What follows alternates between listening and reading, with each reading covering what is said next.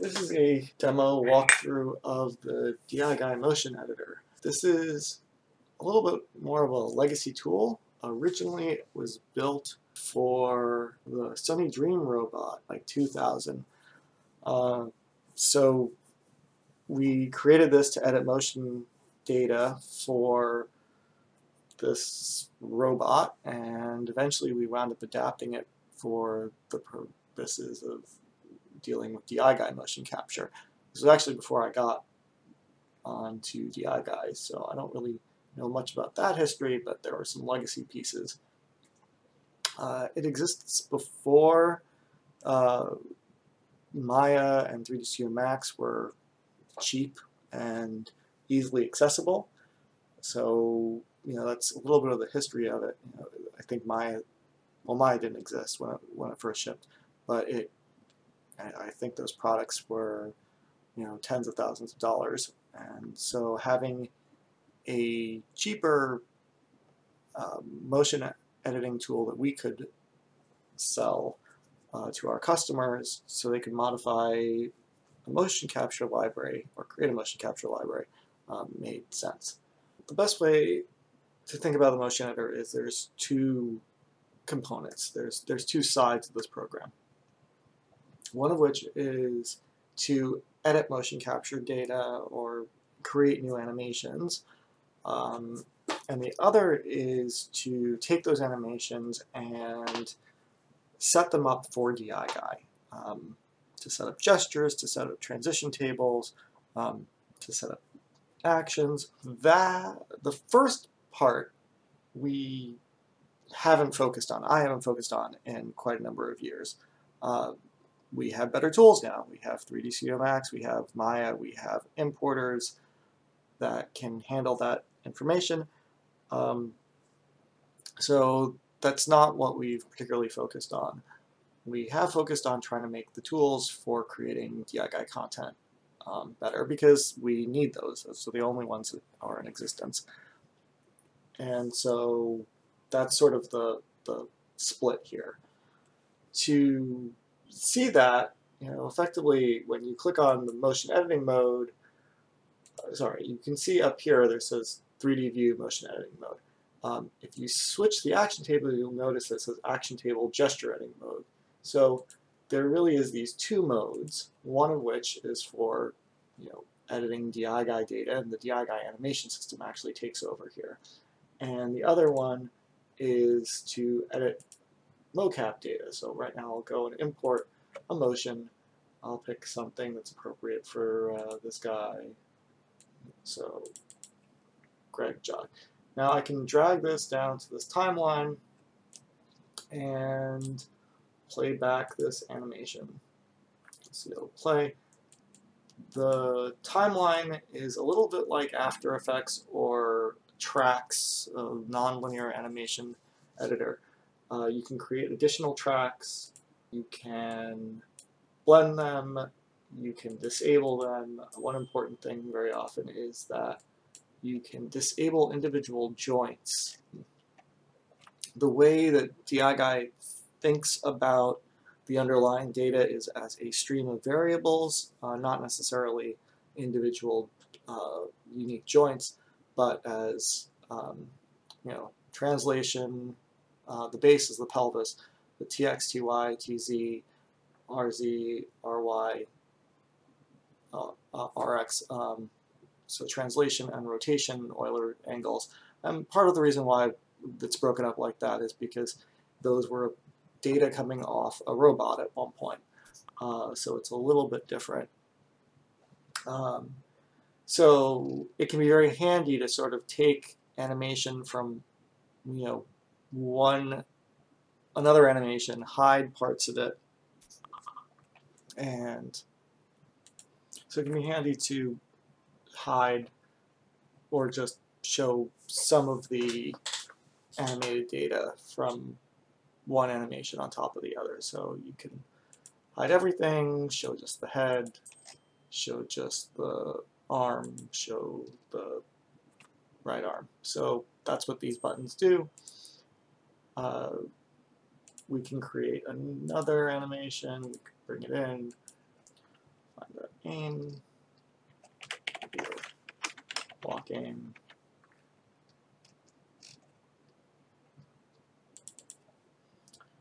and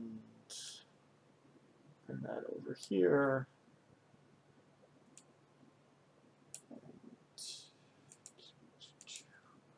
So we'll hide everything except the upper body.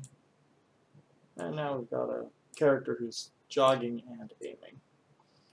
So that's the basic idea. Like you can also go and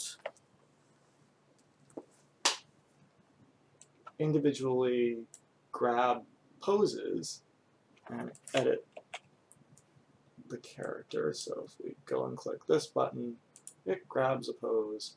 I can, which is effectively the same as a keyframe.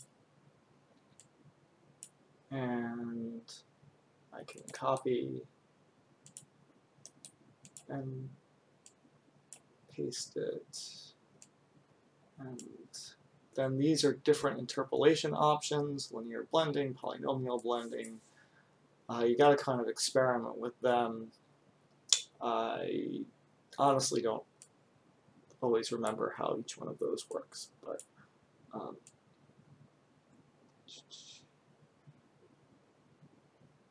so that didn't work.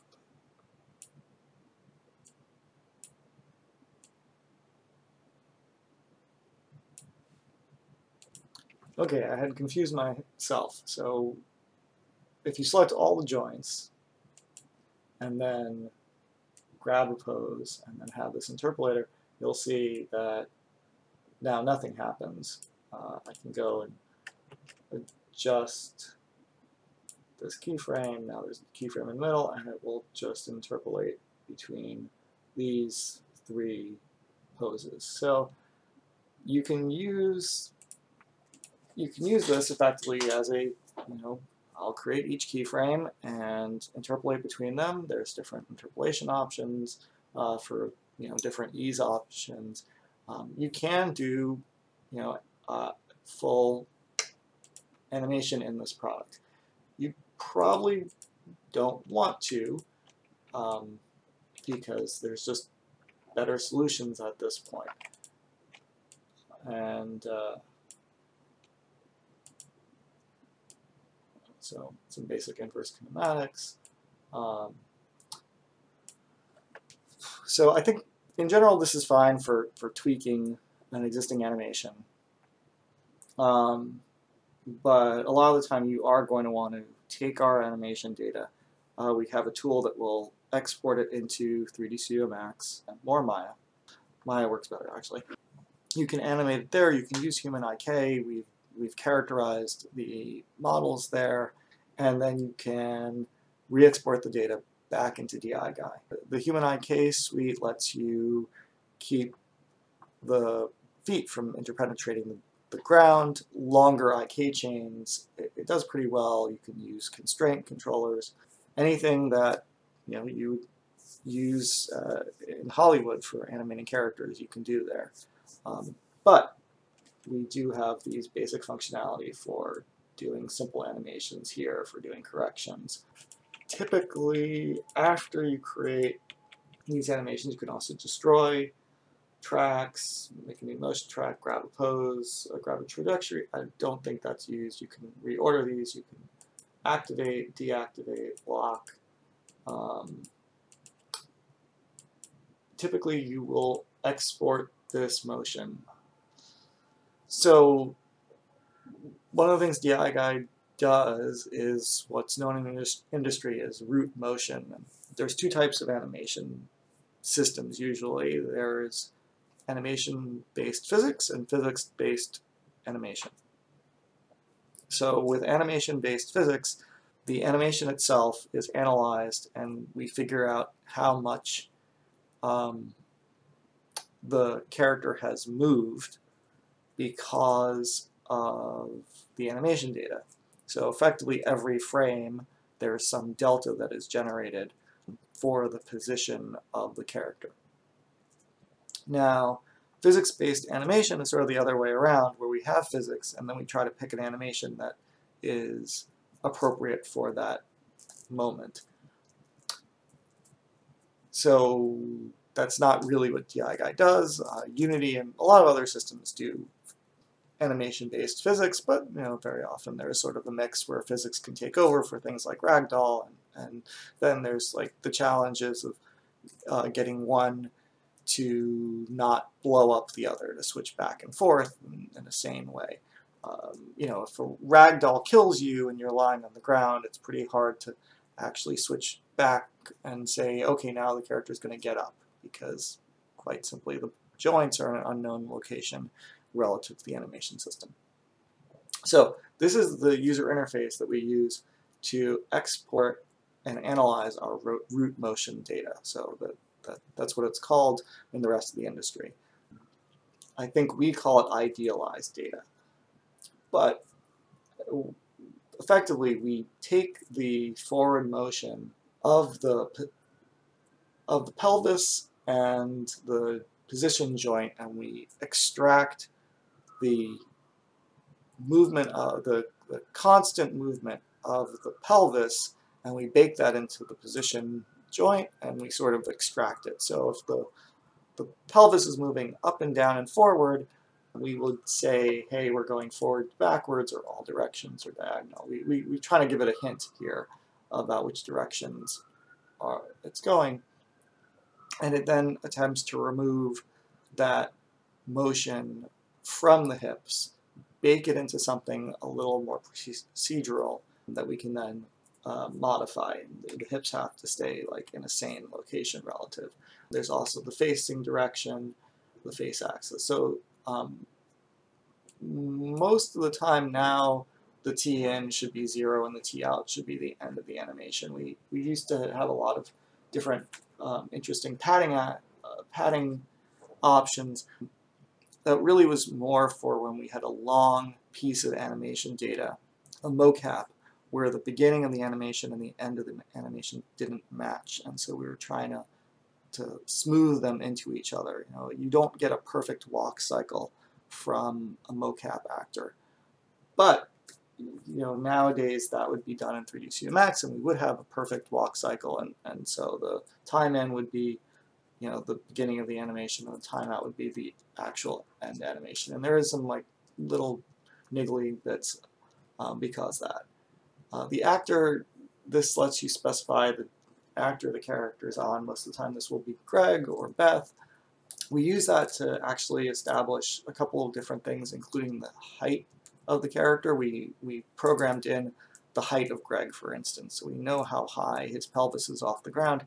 And so if you're playing back a different known actor with a different hip height, we will adjust the stride length to compensate for the different actors. So, if you're 3 inches shorter, you need to scale the velocity if you play the character back on a different actor.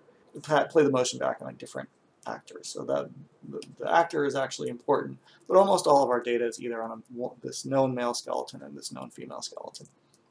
Face the x-axis, overall travel direction. The character will effectively, it can extract or remove the direction the character is as part of the idealization. That can be either the overall travel direction. That's fine if the character is going forward, backwards, but if they're strafing, that can confuse things, in which case you probably want to do rotate 0 degrees, face the axis based upon the base orientation. If your animation is rotated 90 degrees because it was done that way in Maya, this is an opportunity to just fix that. You can just rotate it here. And most of the time I think we do want to translate to the origin. And padding it, like I said, is probably not necessary anymore. You specify the output file, and when you do that, it winds up in the project. So here's a chance you can reload. This is the project window. You can reload, you can preview the animation without putting it into the timeline. And you can export directly as a collada file, and so effectively this is helping the BDI proprietary data file format sent to Collada, which is Exchange format, which then can be opened up in Maya, and then Maya can export a DAE back, or an FBX. I think we now support FBX animation data also. The show supported variables will show you the animation data that this has.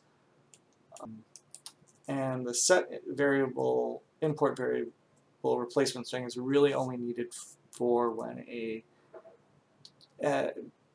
two characters are playing an animation together. It was done for Wounded Carry, and we don't think it will ever be heavily used, but it was added here so that if you had one animation file that had two actors performing with slightly similar names, you could remap the second animation skeleton to the first one that DI Guy would recognize.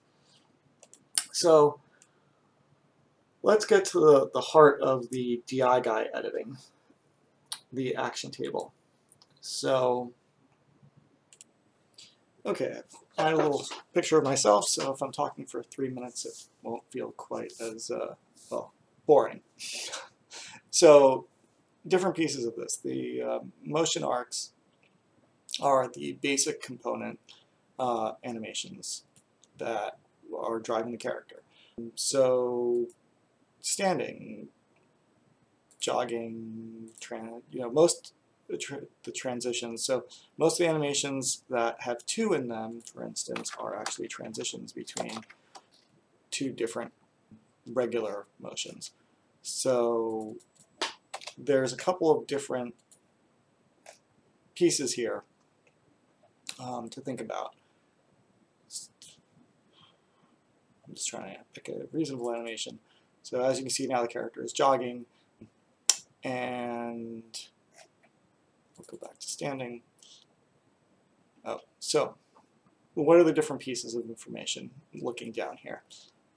The animations that are bold are actually being used as actions. And DI Guy has a concept of actions. Let me try to find one that's just standing. So, okay, fine, stand with time. So DI Guy has a concept of actions. That is the fundamental core piece of the animation system. Effectively, actions transition to other actions, usually with a transition animation between them. There are a few different types of actions. At one point, actions only pointed to one animation, but as most animations have gotten more generalized over the last 20 years of animation data, we did the same via an animation blend tree system. So anything that you see bold here is actually action, is a motion arc that is being used as an action. So that's what it means to see something that is bold in this list. Anything that is italicized is something that is actually an animation blend node. So this is a animation blend tree node, and that's what it means to be italicized in this list.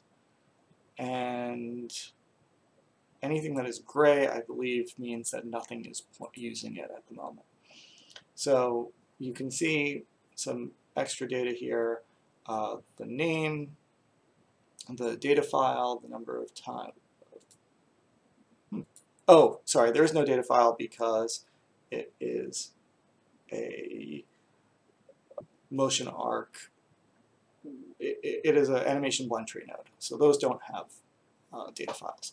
So we'll look at something simple. Stand ready. So data file. Greg 07, stand ready. There's a display name, that's actually new. You can also send this directly to the project. It'll show up here, so if you want to go and edit it a little bit, you can have that workflow. You don't have to go and find the file. You can just send it to the project. And you can add a new motion asset here or a new animation node. This will go and ask you to pick the file. This will just give you a name. So we can see how many times it's used. We'll explain that a little bit. you can see that it's actually used as a motion arc, which is the same as it being used as a looping arc, which means that it's not a transition arc. It's got a time in and a time out. The derived times will try to guess this. It has an actor, and it has a hand IK offset. What is the hand IK offset? There are quite a number of animations, mostly like stand ready, where we turn on the hand IK system, and I'll show that to you. Stand ready weapon. So, sorry, the stand involvement is a long animation, and I believe this is waiting for it to finish playing. So if you go up to Tools, DI Guy Extras, we can turn on the Enable Real-Time IK, and you can see how the character's hand changes. And so there are a couple of different IK points that we specify in text, and so not all of these have, all of these should have it. The hand moves. Now, we don't have the hand IK on all the time in the motion editor because that would override the attempts to actually put in animation data. So that's why it's not always on. But the idea is that if the top level motion has an IK, the hand IK isn't off, it will be using that. And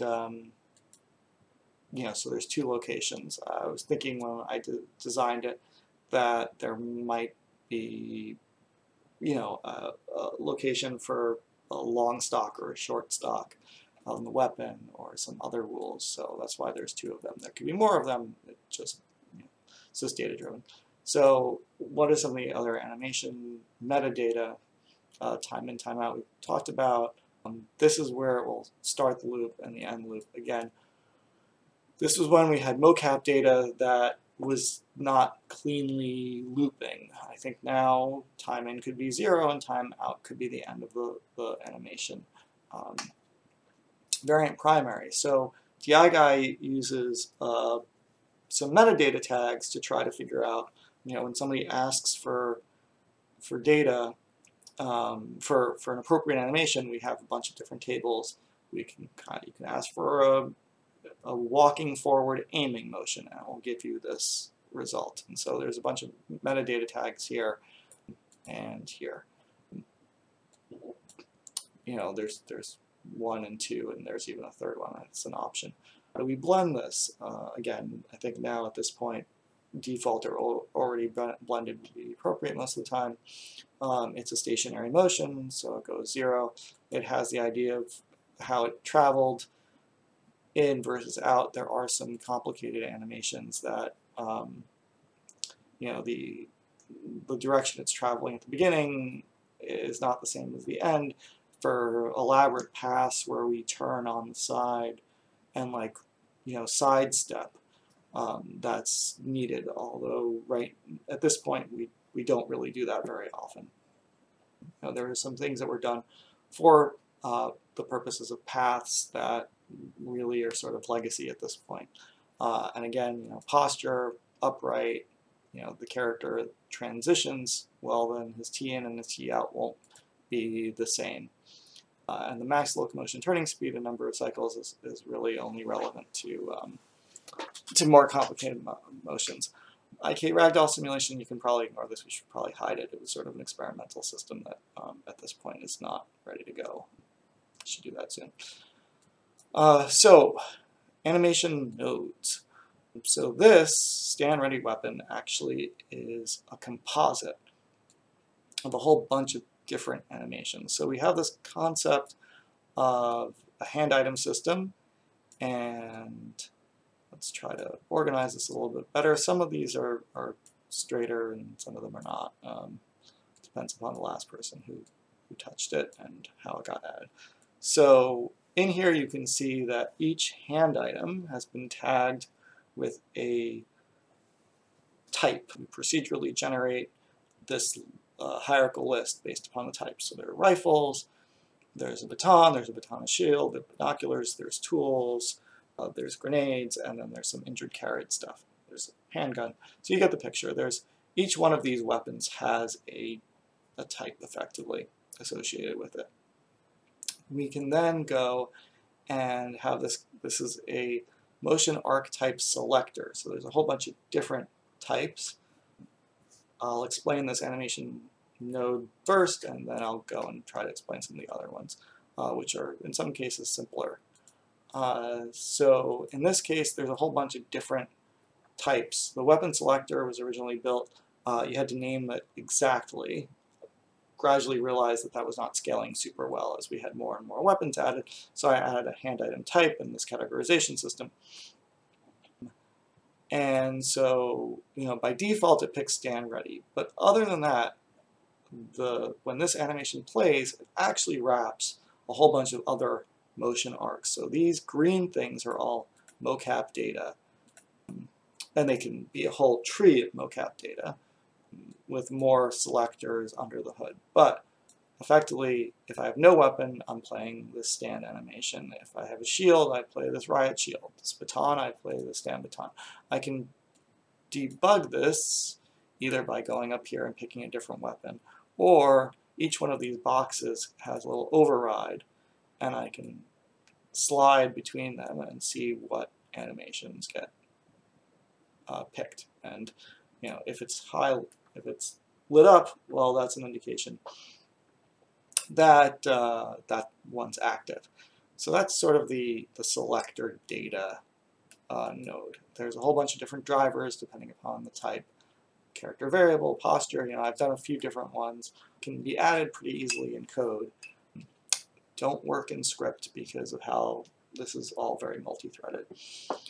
And you can make this bigger because sometimes these node graphs get much bigger. So that's one animation node example. The most complex one, so here's another one for stand aim, and each one of these is actually a stand aim animation. So let's actually look at Greg 7 stand aim.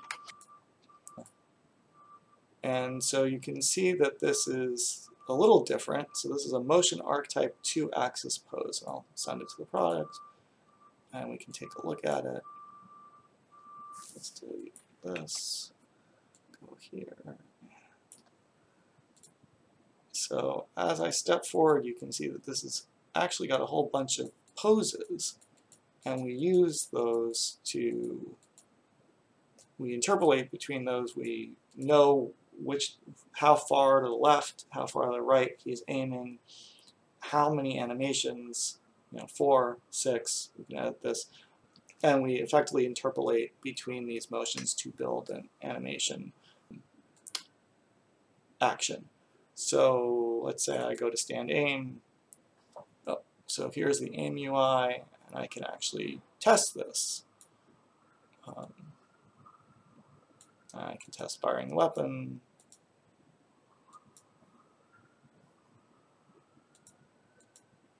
Don't think this is the ideal weapon to fire. Let's pick a different weapon to fire. Okay, that one's a little better configured. And there's a particle system, there's a flash of light, etc., etc. So what are the other motion arc types? Let's go through. So there's the 2-axis pose, that's really an aim animation. There's a 1-axis pose. I guess if you had just one-dimensional X and Y, you would use that. A bunch of these are actually kind of legacy, and we don't use them too much. Most of the time it's either a motion or these new motion arc types. So vehicles are pretty much just pure velocity based. The 1D blender and the 2D blender are animation nodes. The 2 animation blend is an animation node, particle motion. So a good portion of these are actually now the 2-channel pose allows us to, I think, blend between 2 static poses and the 2-channel motion. I think those are very rare. I think mostly used for gestures. So I'll just show where the animation nodes wind up, because it does get a little bit crazier. And I'll just go through and explain what's going on here. So let's go to this action, upright movement. And I'll walk through the pieces because for some reason it's easier to sort of demonstrate. Explain everything at once. So this is called the locomotion animation. It actually allows us to, pick lots of different values, and we try to sort of pick the right thing in the middle. We can, at one point, DI guy could not move and aim at the same time, at least not in a very useful way. You could play a walk aim animation, but he was locked into the angle that he was aiming. So in this case, it's effectively playing one set of animations on the upper body and one set of animations on the lower body. The upper body is that 4x6 pose, and the lower body is a walk cycle, although it's a procedurally generated walk cycle. So here's what's going on under the hood. And again, this is pretty complicated, and so we are, it's just complicated. But the general idea is not one that's particularly unfamiliar for any game developer who is familiar with animation blend trees. So we have this 2 animation blend, and we can edit the weights and see how it's faded out slightly on the back. It's fully on the lower body and 0 on the upper body. So effectively it is playing this branch of the animation blend tree on the upper body, and I'm not quite sure why new animations did not save well. On the upper body, we have this selector based upon the weapon, no weapon, grenade, tool, default. We play aiming, and you can see right now this, you can follow the flow of what animations are getting used and how much. So it's going through weapon frill aiming, stand run blender, run weapon, stand ready. So it's doing a little of each of these, I guess, based upon the speed. Eventually, if you go fast enough, it will put the gun down and not attempt to aim while running quickly. And that's sort of what's going on here. The 2D blender actually represents a 2D blend graph. I would suggest going and looking up. Both Unreal and Unity have the same basic thing. Here is the tool for, you can pick a velocity and see that there's a little bit of a triangular network. You pick, okay, a little bit better, squash the UI back down. But you can see that right now this is driven, its x dimension is driven by the velocity x, and the second dimension is driven by the y velocity, and we can adjust those here and see that little node move. Effectively, we connect the child nodes to this box, and then we select a few of them and we do add triangle and create this little triangle. It then can interpolate between up to 3 animations at once and sort of synthesize the result. You can see how it picks and how much it's using each one. And this works okay. It's not perfect. The more data you throw at it, the better it's going to look. We don't have a ton of perfect data, so but it's good enough for most of our purposes, generate something reasonable. It is complicated. The blend tree infrastructure is, especially with all of these different weapons and a generalized locomotion system, it is easier to think about something like walk aim node, which is just a blend of, you know, the walk aim and the stand aim. And you can pretty much see the same basic information as in the other one. You can build up these little subcomponents and then add them to another one. There's a whole bunch of different drivers besides velocity. There's elevation, animation target azimuth, aim elevation, aiming active. You can use a character variable. Haven't actually used that, but we made it available. Animation speed, the initial animation velocity, in 1 dimension, 2 dimensions, the initial speed, initial aiming. All of these can be used by the programmer to pick. If we had animations where there's a different weight and age, we can blend between those. For the civilians, do something with the character weight. Here, so this is a civilian character, and there's a weight scale. It uses a different blend shape, and if you fade in, the character weighs more, and his arm stayed at the same spot, it wouldn't be very realistic. And so in this case, you can see how we use a heavier animation. If I were to click on the debug option, you'd actually see how this.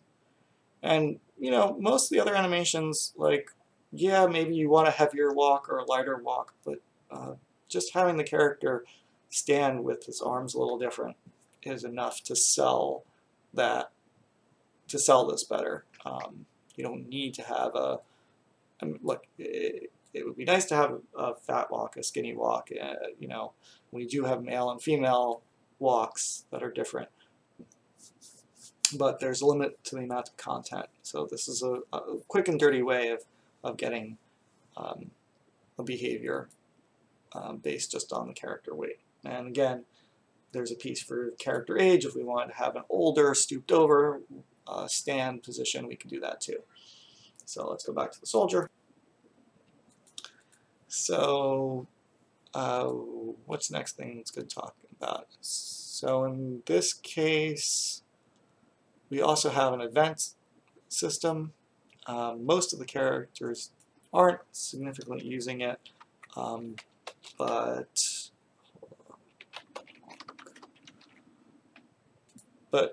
we do use it for upright motion.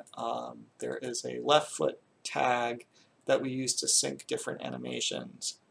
You know, so if you have two animations that really aren't timed the same way, running and walking, you can use where the left foot hit the ground to sort of time offset the two animations so that they're next to each other. Or sorry, so that you can time sync around those and scale and dilate the animations properly, as long as you sort of know where this anchor is. So this is an anchor. There's an editor here. You can, you know, loop the animation without sending it to the timeline. You can make sure that this loops cleanly. We had a problem where it wasn't looping super cleanly. We can add some other events. We can, you know, it's possible to have it play a sound with some probability, a call distance. So this is a generalized event trigger system that we don't use a tremendous amount, but it is there. Oh, and you can even watch different joints move. It's kind of handy. Forgot about that. Again, I think I wrote this so that maybe have a little bit of a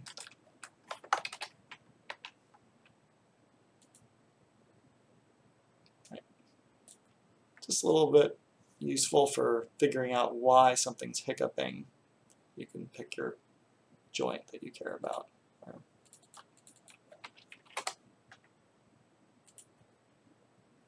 So that's the wrist. We can also look at the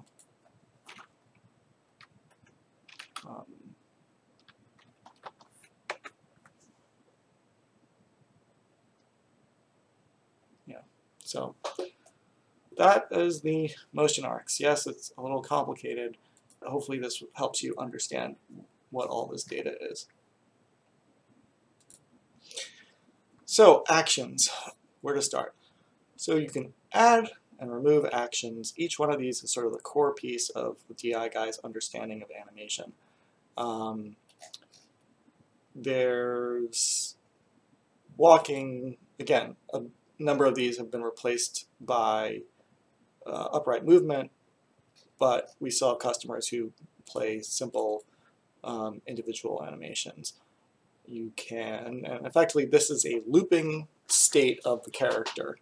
So the metadata is used from the motion arc to build this information. Now, this is a shorter list of motion arcs because the actions point to a motion arc to use.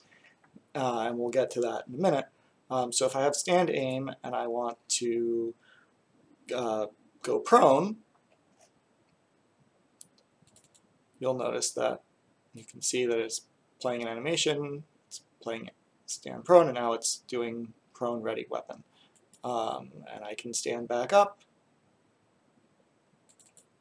and you'll see that he stands back up, and he played a transition animation between that. So you can add additional animations, additional actions. You can remove them, you can rename them, you can reorder them to give them a certain priority. You can test aiming them. I should probably show the aim vector here, but I don't. You can fire the weapon. You can start and end aiming. If it's an animation like upright movement, one of the values you can use in the blend tree is aiming active. So that's how the gun can come up and down during upright movement. Is that, when you start aiming, there's a short interpolation. So these values at the programming level, there is an animation velocity and angular velocity. You are asking for those values and for the animation system to generate that, and the locomotion animation will attempt to do that. So there's a few different locomotion animations. There's prone movement, upright movement, and I believe crouched movement. You can trigger the actions. You can disable position accumulation. What does that mean? Position accumulation is what I was talking about earlier, this idealized data, where in the position joint, we are moving the character forward in time, in space. And so by disabling position accumulation, you are just seeing the looping walk cycle.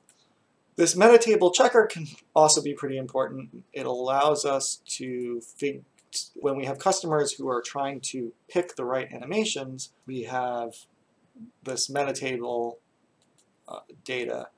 So we can go and look, what are the forward motions, and you can walk through them and say, okay, these are the ones that are available as forward, aiming, motions, dead. So there is no dead forward motion, a big surprise. There is no dead upright motion, but there's 2 dead prone motions. So effectively you can ask DI guy for an appropriate motion and find out, is there one? It allows you to have a data-driven lookup table, and it's only as good as the data that we've tagged, and so it's important to kind of check this. Some of the things like parachute, we may not even have a good tag for it, so it is a little tricky to keep up. I think that would have worked if the filter, yep, so we've tried to make it so you can jump back and forth, so this jumps to it also. Here's the data in the looping arc, and here is the motion arc that created it. So the next piece, which is pretty scary, is the action table and what is going on here. I'm going to show you this, and then I'm going to show you the thing that replaces it. But most characters still use an action table. So there's a couple of different action tables. Initially, there was a 1D action table that literally, this was the motion arc, and this was the action that went with it. And there was no other, it was effectively a 1 by n, where n is the number of actions table. We didn't support transitions. So then there was a 3 by N table where we had a transition in and a transition out. And I guess that could have worked if you're always going back to standing. And the next thing, which when I started DI we used, was the square table, which represents a N by N set of transitions. If you're familiar with a finite state transition machine, then this is effectively every single node can link to every other node, and it's a sparse table in some places, but it's not in others. So that's all complicated. What is effectively this means? I'm going to just filter this, so we have this ability to filter, and I'll go back. I'll clear everything except stand ready and prone ready. Okay, so first of all, when you see this little looping motion, the diagonals of this table are the motions that cycle. Each one of these is a motion arc. This is a list of motion arcs. We can drag and drop, into here. And whatever we put on the diagonal of the table becomes the animation that happens over and over again. Transition, on the other hand, so let's say we want to go from stand ready to prone ready, we play stand to prone. That's what this entry means. Someone clicked here, dragged it in, and dropped stand to prone in here. And now, if you play stand ready and prone ready, you will play this stand to prone animation. Now, flip side, if you're in prone ready and you want to go to stand ready, you play prone ready to stand ready. So you can filter this too and see most of the transitions here. Now, you'll notice there's a via. So in this list, this is sort of a shortcut. We have all these vias. If you want to go from prone ready to stand ready, you can drag in a via prone ready, and so it will use whatever's in prone ready as a shortcut. Instead of dragging, mat prone ready to stand ready into all these nodes, you just do via prone ready, and it will just kind of look up in this spot. It's effectively a pointer. You could drag and drop and select multiple things to fill it out. Also, that works. You can filter this. You can have independent filters, so if you want to just look at all of the stand readies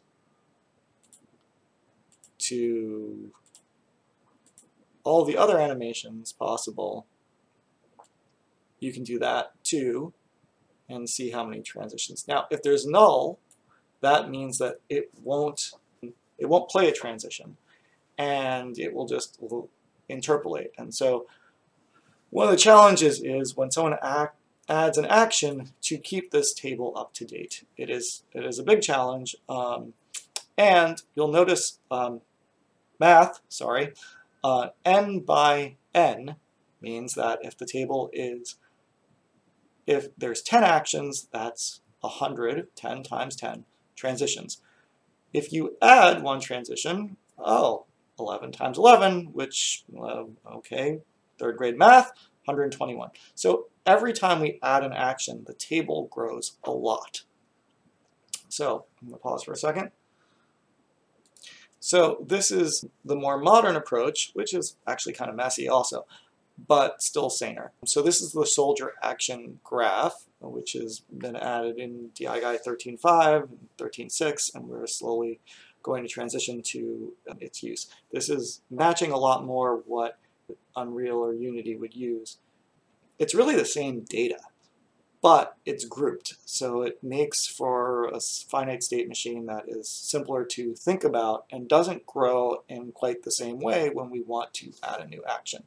So there's a group system. So all of the standing animations. So here's the standing group, and here are all of the standing actions that can sit and loop. And it looks like this has got. I got to fix the layout there. But we can add a new action. We can connect it to a group. We can just, drag and drop this around, and we can delete this and see remove membership group. Are you sure you want to remove the action from the transition group? And so effectively, these are groups, and these are the transitions. So instead of having vias, we just have groups. So here's climb to stand, stand to climb, standing to kneeling, standing to kneeling, or kneeling to standing, standing to kneeling.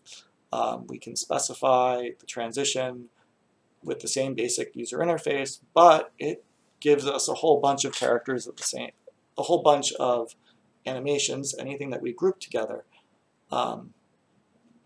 We're sort of getting for free. Here's all the prone animations: crawl, crawl backwards, crawl ready, prone movement. Now, if we need special animations, special transitions, we can still do that. Here's a transition from sitting to dead. So we can have effectively mini lone animations like the dead animation sit independent of everything else by itself. So here's crouching, run, jog, walking. All the walking animations go here. And so, you know, this simplifies a lot of data when we want to add new actions to the action table. Still in transition, in some cases, the transitions have gotten more complicated. So standing to kneeling, kneeling to standing. I think they actually also look at velocity now. I mean, I can go and jump to standing, kneeling, and if I go and do that, standing, kneeling is selected here. If I look at the animation node, we can actually see that this is no longer a single animation, but a 1D blender which looks at how the velocity, what the velocity that the character requested was at the beginning. And it can play either standing to kneeling still or standing to kneeling moving. And even that is wrapping, does the guy have, is it an aiming animation? You know, initial aiming. So we record when the animation starts, is the character aiming or not? And we play two different behaviors. Aiming active, initial aiming. I'm not sure why one of these is aiming active and one of these is initial aiming. I'm also not sure why jog to kneel ready is one. So this is sort of still experimental and work in progress, but hopefully over the next year or two we will transition more of our characters to using this action graph system. You can also go and, you know, test things here. So I can see that the prone movement goes to step forward aim. For that request, it's going to start in the group. It'll go and it'll show here it's starting in prone, play prone to stand, play upright movement, play stand ready to walk, stand and go to the step forward group. This actually does a search through the graph, a very quick one, but it actually does a graph search, and that is a way of testing it with this test transition button. I think that's most things. You know, you can collapse a group for simplicity. If you want to move a whole group, you can select the members and drag. But this is all built on this very nice open source Qt visual graph editor system. And let me think about what's next to talk about. We'll go through more of the user interface now. The 3D viewport, somewhat self-explanatory, uses the same basic controls as the character viewer. You can show and hide the skeleton, see the names, shadows. Those are nice to have on because it gives you a sense of the contact plane with the ground. You'll notice, you know, every once in a while things do get a little weird and you need to switch back the modes. It's not a perfect system. They sort of struggled with making that always perfect as it switches between the timeline editing mode and the action table editing mode. When you are in the timeline mode, you know, you can grab different joints. Sorry, the pose editing mode, you can grab different joints. I think you can make your own custom, I guess that's IK, your own custom handles, clicking once and then moving it. So it's a little bit of a reference point. I think at one point I decided that it was kind of confusing and made it possible just to fine-tune that with these values. Outside of IK mode is just a joint by joint mode where you click the poser and you can shift click a joint and get this pose controller. Hitting spacebar allows you to change the current axis that it's working in. And plus and minus also allow you to move along that axis. So not quite Maya, but again, small changes are totally feasible in here. So these allow you to switch between different joints, parent in the IK chain, or parent in the joint chain, and children in this joint chain. Over there, different cameras. If you want to control the timeline, these are the playback controls for it. Of course, there's not really a clip right now. So let's send the clip in, and then we can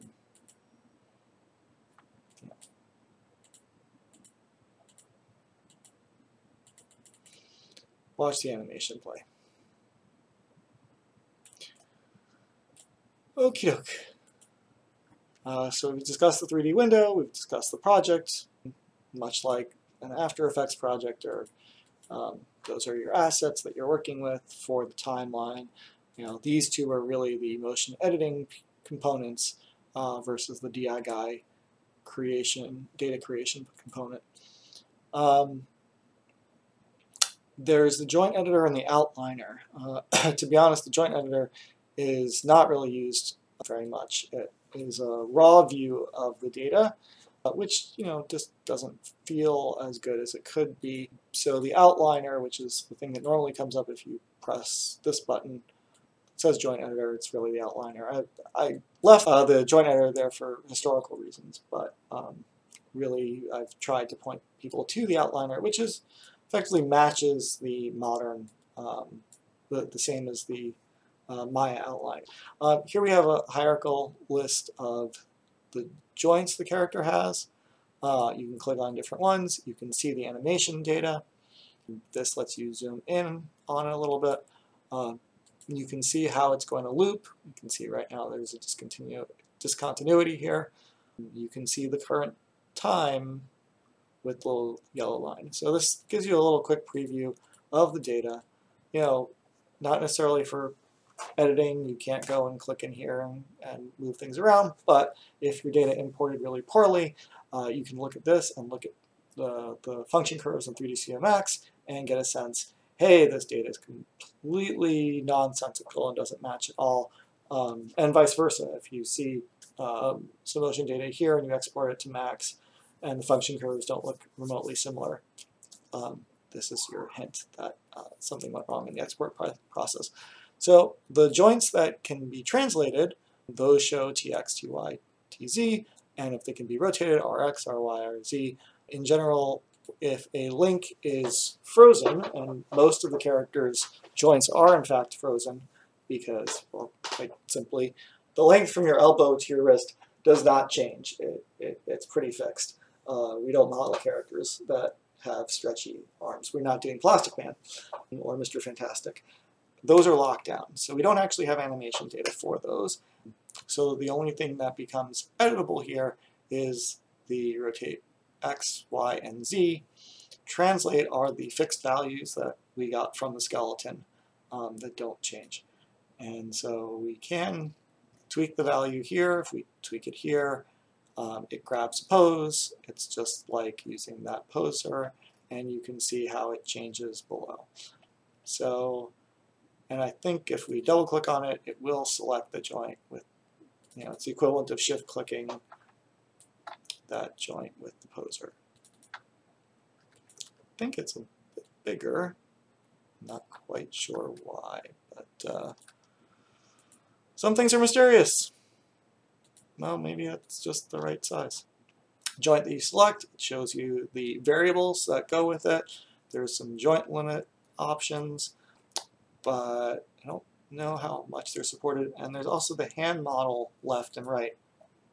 For animations where we do switches, we have like 20 hand shapes. They're rigid models. We don't actually animate the joints for them, but we'll have a shape that's 1, 2, 3, 4, 5, 6, 7, 8, 9, 10. Literally, those are the ones for the character counting, at least for 1 through 5, I think. And we can change that here. It comes as other. It's actually an integer, and actually, well, that's kind of nice. You can animate the hands that way. 4, 5, and then there's a whole bunch of other ones. The character viewer should show you reasonable names for these, but this is how we animate hands. Not the most efficient thing to have multiple meshes. On the other hand, it's not really super efficient to have to manage 20, all the different bones that your hands are going to have. So that's the outliner. Pretty standard 3D widget. And the log window.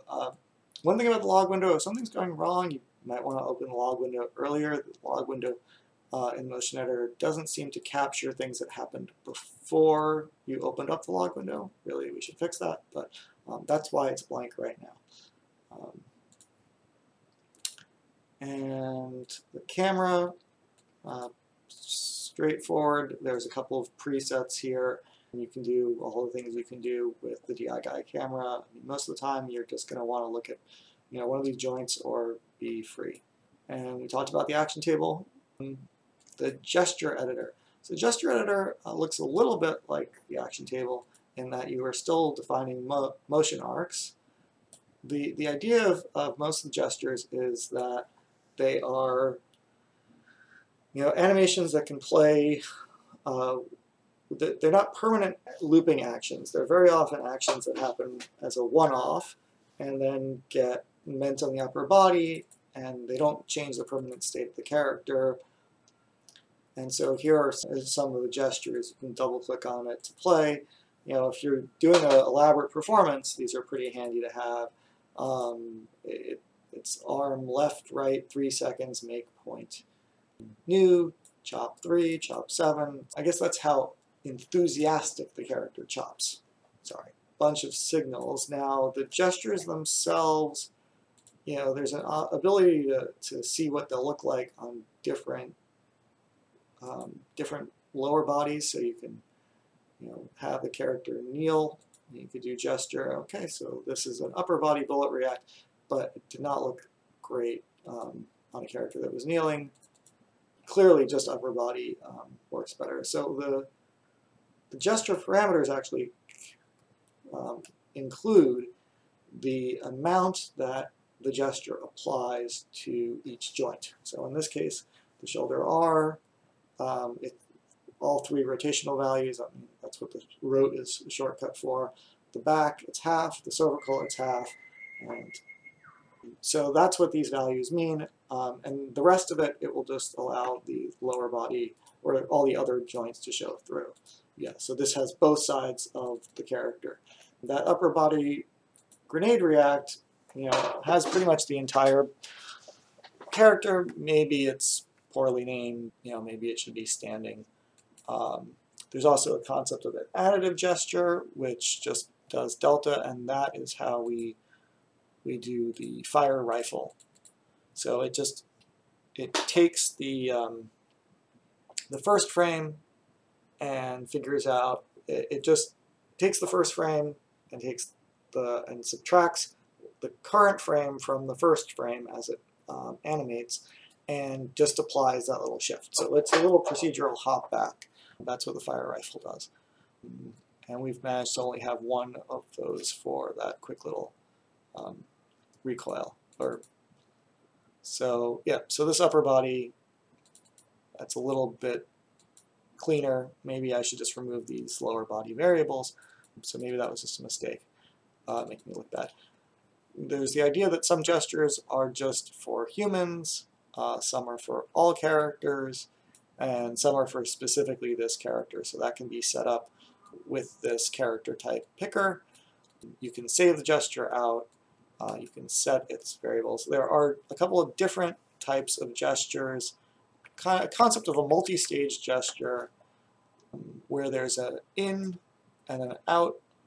So you could think of it this way as the ramp in part of the gesture and the ramp out part of the gesture and the thing that happens repeatedly. So, when I worked on a massively multiplayer game, we had a crafting system where you place something to start the craft, and then you, depending on how long you wanted to have the craft take, you'd have a looping section that would keep on going, and then it would fade out. And so that's sort of the same thing here, where we have an in and out, and I think most of the time we wind up configuring this via text. I might have to go and take a look at how this works, but that's, oh, right. So here's the in animation. We'll point mid halfway. Here's the loop animation. I think the null is superfluous, and here's the out. And so between the three of these, we can have an animation that starts, has a cycle, and then has an end. And the API itself allows you to specify how many times it will cycle. You can also end the gestures early. So that's sort of the basic information about the gestures, how you can test them, how you can save them. Next piece, run scripts, not really that important. Time offset, not 100% sure. I guess it's for moving a whole bunch of things off at once. Haven't had to use that much DI guy extras. So this has a couple of different things in it.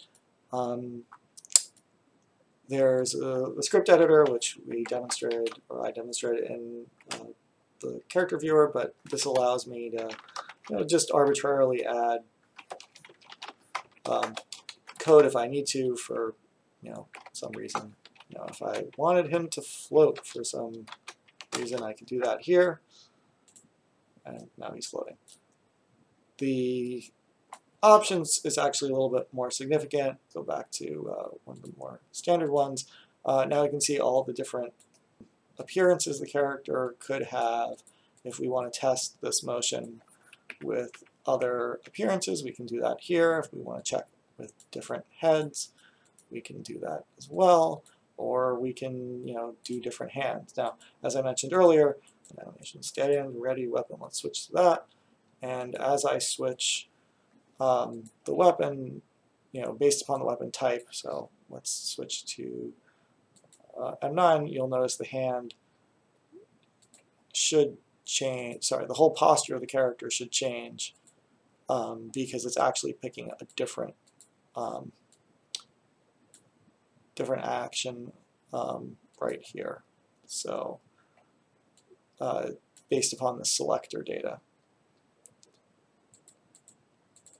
So now it's playing stand baton versus stand ready. And so that's why the hand items here, typically the characters don't need to be tested with that differently.